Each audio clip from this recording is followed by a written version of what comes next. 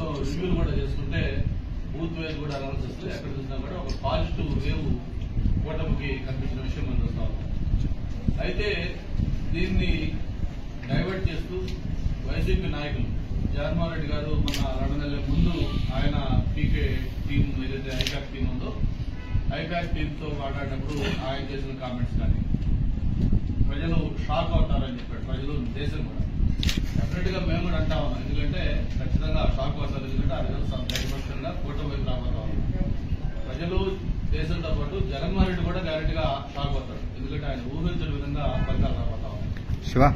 దాంతోపాటు ప్రత్యేకించి విశాఖపట్నంలో వైవి సుబ్బారెడ్డి గారు కానీ మరి అలాగే బొత్స సత్యనారాయణ గారు కానీ గత 7 రోజులుగా వాళ్ళు ఆడుతున్న మైండ్ గేమ్ చూస్తే చాలా నవ్వు వస్తా ఉంది మాకు.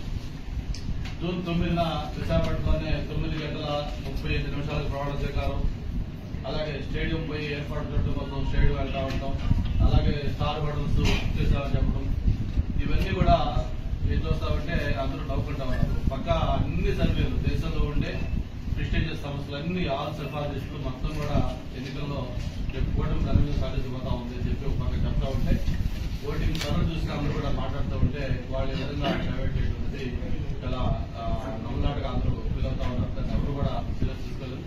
చాలా చోట్ల అయితే క్యాడర్లు ఆల్రెడీ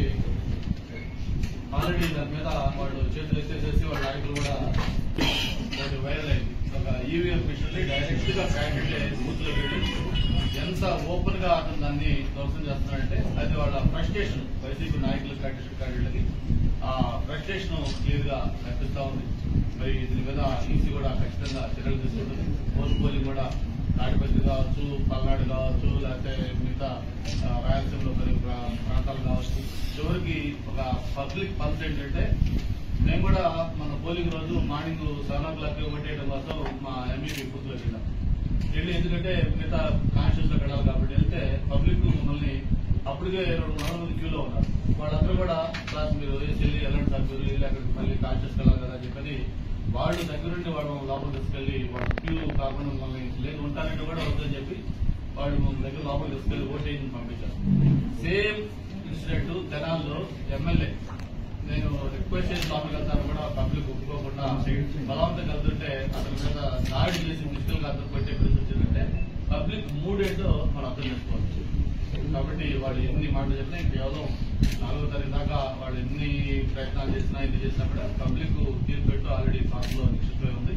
మరి అది ఖచ్చితంగా ఎన్డీఏ కూటమికి ప్రారంభం రాబోతా ఉంది. మళ్ళీ ఏదైతే వాళ్ళు చెప్తా ఉన్నారో 9వ తారీఖు ఆ 9వ తారీఖున జగన్మోహన్ రెడ్డి గారు కాదు చంద్రబాబు నాయుడు గారు ఈ రాష్ట్ర 3వ ముఖ్యమంత్రిగా మళ్ళీ ఆయన ప్రమాణ స్వీకారం చేయబోతా ఉన్నారు. అలాగే విష్ణుకుమార్ గారు, జగన్మోహన్ రెడ్డి గారు, నేను మన నలుగురు కూడా కంటెస్ట్ చేస్తున్నాం ఎమ్మెల్యేలుగా. నలుగురు కూడా అసెంబ్లీలో అడుగు పెట్టబోతాం. దీన్ని ఘంటాపథంగా చెప్తాను. అందరూ కూడా మంచి మెజార్టీతో ఎన్డీఏ కూటమి అభ్యర్థులు కలవబోతా ఉన్నారు. Thank you.